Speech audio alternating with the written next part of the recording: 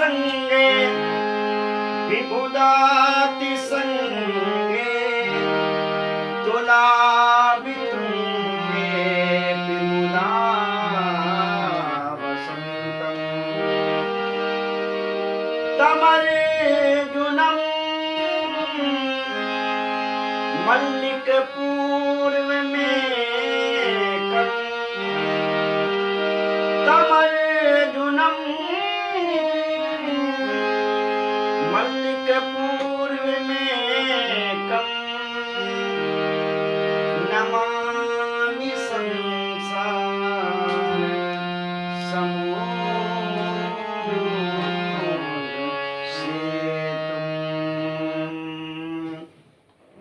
आए। आज हम सभी भगवान भोलेनाथ के द्वादश ज्योतिर्लिंगों में स्थापित द्वितीय ज्योतिर्लिंग, जिसे हम आप सभी मल्लिकार्जुन के नाम से जानते हैं, उन भगवान मल्लिकार्जुन का कैसे प्राकट्य हुआ, किस प्रकार से मल्लिकार्जुन भगवान आज हमारे मध्य में उपस्थित हैं। देश विदेश से लोग जाकर के उनका पूजन करते हैं, उनका दर्शन करते हैं, अपने जीवन को कृतार्थ करते हैं। उन भगवान मल्लिकार्जुन की कथा को हम आप श्रवण करें, किस प्रकार से भगवान मल्लिकार्जुन का प्रादुर्भाव हुआ।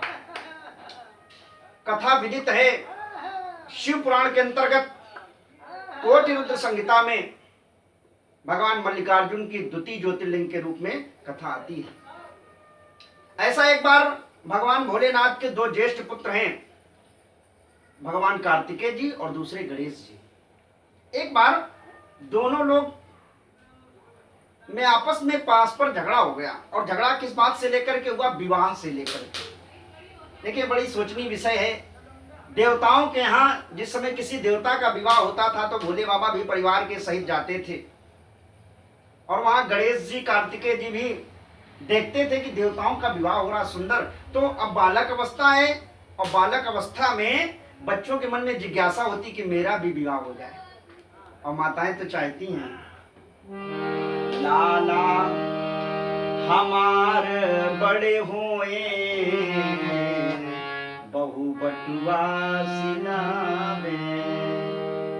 माता पार्वती सोचती हमारे भी लाला धीरे धीरे बड़े हो जाए और बढ़िया बटुआ सी बहू ले आवे। इधर गणेश जी और कार्तिकेय जी जिस समय विवाह में जाया करते थे तो एक दिन देखा कि हमारा भी विवाह हो जाए, और इससे लेकर के दोनों लोगों में पारस्परिक झगड़ा हो गया।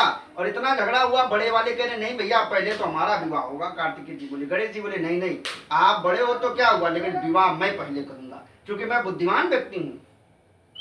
अब दोनों में जिस समय पारस्परिक झगड़ा हुआ तो भगवान भोले बाबा के पास पहुंचे। मैया पार्वती बैठी है, दोनों लोगों ने अपनी अपनी बात रखी। माता जी पिताजी मैं चाहता हूं मेरा विवाह पहले हो, और गणेश जी कहते नहीं मैं चाहता हूं मेरा विवाह पहले हो। भोले बाबा ने कहा ठीक है, तुम दोनों लोगों की बात हम मानते। बच्चों को समझाने के लिए माँ बाप किस ढंग से आज भी कार्य करते वैसा ही भोले बाबा ने किया। भोले बाबा ने कहा ऐसा है, जाओ जो व्यक्ति पृथ्वी की सबसे पहले परिक्रमा लगा के वापस हमारे पास आ जाएगा उसका विवाह मैं पहले करवा दूंगा। तो हम आप सभी जानते हैं कार्तिकेय जी ने तुरंत अपना वाहन तैयार किया मोर को।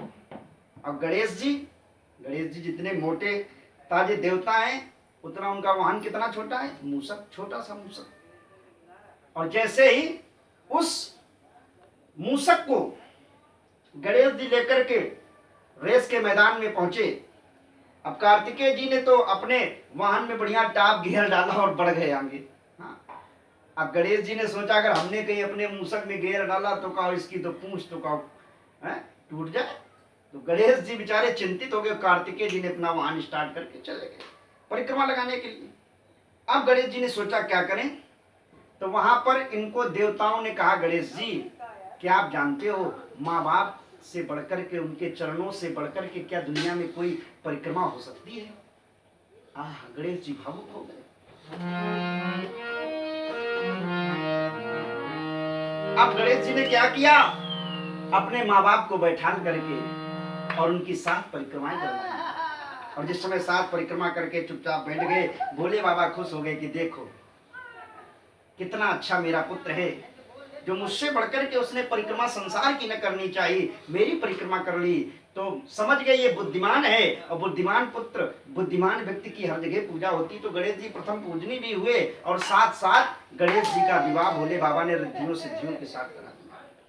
जैसे रिद्धि सिद्धि के साथ विवाह हुआ।